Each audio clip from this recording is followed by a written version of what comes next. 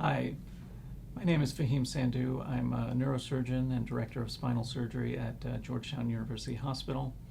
I've been using the RAVINE Lateral Access System for approximately 18 months and have experience with just over 50 patients with using this system. I believe it provides true inline dissection of the psoas muscle, which helps reduce trauma to the psoas muscle. I've had several patients in their late 70s who I've been able to send home the day after surgery with a single level lateral surgery and placement of percutaneous pedicle screws. I have not observed similar findings with my patients who I've done surgery using a tube-based retractor system. I'm going to show you an animation that I think illustrates the benefits and differences I have seen when using the RAVINE Lateral Access Retractor System as compared to the commonly used tube-based and table-mounted retractors. An incision is made at the level of the affected disc, and the subcutaneous tissue layers are taken down, exposing the oblique fascia. 2 Kelly clamps are used to split through the muscle fibers and enter the retroperitoneal space. The peritoneum is safely swept anteriorly as the retroperitoneal space is further developed. The psoas muscle is directly visualized, and the appropriate level and position on the disc space are confirmed with lateral fluoroscopy. In the RAVINE true muscle splitting technique, the initial 6 mm dissector is advanced through the psoas muscle and placed onto a safe position on the center or anterior aspect of the disc space. A thin, oblong 14 mm RAVINE dissector designed specifically for insertion in line with the psoas muscle fibers is advanced over the guide wire and staying parallel with the muscle fibers of the psoas muscle. Once the dissector is confirmed to be fully seated onto the disc space, it is rotated gently to sweep the muscle and nerve off of the annulus of the disc.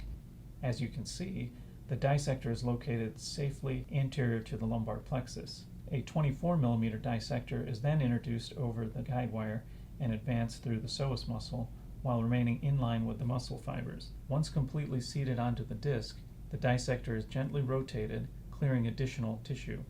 As the dissectors are rotated, they sweep the psoas muscle and nerves safely out of the way. When utilizing a typical tubular dilator-based retractor system, the initial 5 mm dilator is introduced through the incision, advanced through the psoas muscle, and is docked onto the posterior third of the concerned disc space, making it naturally closer to the nerve plexus. When utilizing a tubular dilator-based system, the next largest dilator is passed over the previously inserted dilator. A twisting motion is used to assist in the advancement of the dilator. With the addition of each dilator, the nerve plexus gets closer and closer to the device. In both the RAVINE true muscle splitting and the tubular dilator retractor techniques, the retractor is now ready to be placed over the guide wire that had been used to traverse the psoas muscle. The RAVINE retractor is introduced over the guide wire into the same safe corridor established by the oblong dissectors, keeping it in line with the psoas muscle fibers and perpendicular to the disc space as it is advanced directly onto the spine. The retractor is then turned 90 degrees so the orientation of the blades is parallel with the end plates of the disc. The lumbar plexus remains safely posterior, contained by the psoas muscle, and is gently swept to the side by the retractor blade, keeping the working corridor free and clear. The frame is then opened so that the cephalad and caudal blades both lie directly over the adjacent vertebral bodies, and fixation screws are inserted, making this retractor a truly spine-based system, negating the need for a table mount arm. When utilizing a tubular dilator-based system, the retractor is inserted over the dilators with the fixed blade on the posterior side. Because of the posterior placement of the dilators and retractor, the lumbar plexus lies in very close proximity. There also tends to be very poor fluoroscopic visualization of the disc space when using this type of system. The use of a table mount arm is necessary to securely hold competitive retractors in place, further obstructing fluoroscopic visualization of the spine and disc space of interest. Once the table mount arm is attached to the system, the retractor is expanded and blades towed until desired position is obtained. The towing of these blades, I believe, puts unneeded pressure and tension on the muscle and nerve plexus. There's also considerable muscle creep anteriorly that needs to be dealt with. Once happy with the positioning, a shim or fixation pin are placed for further stabilization of the retractor.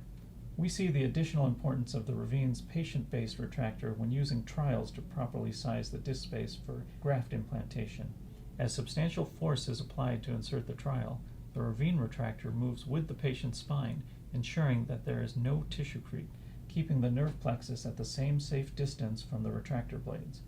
The proper size elution lateral implant is then selected and inserted. When using systems necessitating table mount arms, any pressure applied when placing the trials moves the patient. The retractor, however, remains still in relation to the table. This introduces additional tissue creep and potentially compromises the nerve safety. The use of a shim, which can move or loosen during trial insertion, also introduces an increased risk since the retractor is in close proximity to the nerve, especially after the disc is completely removed.